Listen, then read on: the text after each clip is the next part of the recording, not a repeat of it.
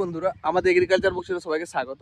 সবাই বারবার বলছেন যে দাদা আমাদের শসা গাছের পাতাগুলো কুকড়ে গেছে, আমরা সমস্ত রকম ওষুধ ব্যবহার করে কিন্তু কাজ পাচ্ছি না। তাহলে ভুলটা কোথায়? আজকে সেটা নিয়েই ভিডিওতে আলোচনা করবো।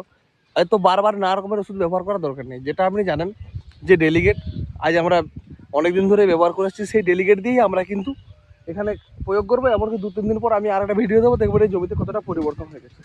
এখানে শিওরি সিডসের গুলমোহর, রাজনন্দিনী, জয় কিষান 3টা বেচেই লাগানো। প্রত্যেকটা আমাদের ফিল্ড, যত ফিল্ড আছে প্রত্যেক ফিল্ডে একটা করে আমি ভিডিও দেবো একটা টপিকের উপর। আবার দেখুন, আমরা যে ডেলিগেট যে আমরা কাজ পাচ্ছি না, কেন পাচ্ছি না বলুন তো? কারণ ডেলিগেট আমরা সঠিকভাবে ব্যবহার করতে পারছি না। যদি ডেলিগেট সঠিকভাবে ব্যবহার করা হয়, অবশ্যই ডেলিগেটের কাজ হবে। এই যে দেখুন ডেলিগেট 20 ml এর ফাইল। অনেক সময় আমরা জমির আয়তন বুঝতে পারি না, যে হয়তো ভাবি যে এই যে দেখুন এই জমিটা যেটা আছে, এই জমিটা দেখে মনে হচ্ছে এখন 1 ট্যাঙ্কি জলে হয়ে যাবে, কিন্তু এই জমিটার আয়তন প্রায় 7 থেকে 8 কাঠা। আর অনেকেই কি ভুল করেছে, 7 কাঠা 7 থেকে 8 কাঠা জায়গাটাকে তারা 1 গ্রাম জলে হয়ে যায় বলে ওরা 1 গ্রাম জল দিয়েই ওষুধের পরিমাণটা 1 গ্রামের হিসাবে রেখে প্রয়োগ করে, তাতে কিন্তু কাজ ভালো হয় না। তখন দেখবেন গাছ কিন্তু একই অবস্থায় রয়ে গেছে, গাছ কিন্তু বাড়ছে না, পাতাও আগের মতন ভালোভাবে বড় বড় খুলছে না, পাতা কুকড়ে রয়েছে। যখন এটা 7 কাঠা জায়গা, সেক্ষেত্রে ডেলিগেট আর 10 ml ব্যবহার করে লাভ নেই। এখানে ডেলিগেট ব্যবহার করতে হবে 15 ml আর 16 লিটার জল। আর সঙ্গে আমরা কি কি ব্যবহার করবো ডেলিগেটের সাথে, সেগুলো আমি আপনাকে দেখাচ্ছি। এই যে সিলিকন বেস আঠা, এটা অবশ্যই দিতে হবে। আর তার সাথে সাদামাছি একটা পাতা, এটা আমরা ব্যবহার করব। দেখুন ডেলিগেটটা আমরা কেমনভাবে ব্যবহার করবো, মানে এই ব্যবহার করার পদ্ধতিটা আমাদের ভুল হওয়ার কারণে কিন্তু আমরা ডেলিগেটের কাজ পাচ্ছি না।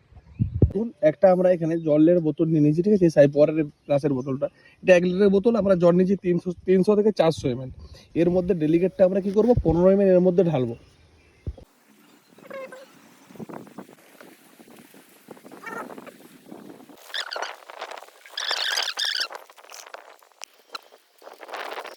আগের দিন ভিডিওতে আমরা দেখেছিলাম কি বলুন তো, নজেলটা ঢুকিয়ে কিন্তু এই জলটা একবারে মিশিয়ে দেবো।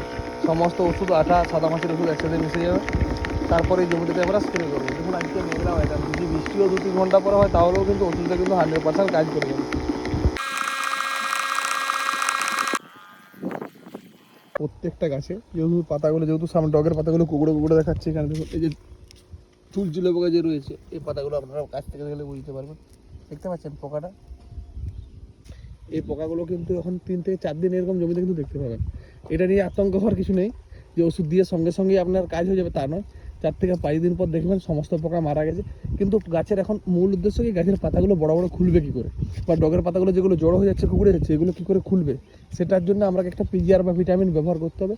আগে এই ওষুধটা আমি ব্যবহার করার পর কালকে একটা ওই অলরাউন্ডার প্লাস নাহলে সাইপার প্লাস ভিডিও আনবো, সেখানে দেখতে পাবেন যে ওটা ব্যবহার করলেই গাছের পাতাগুলো ঠিক 4-5 দিনের পর কি বড় বড় খুলবে, যেটা ধারণা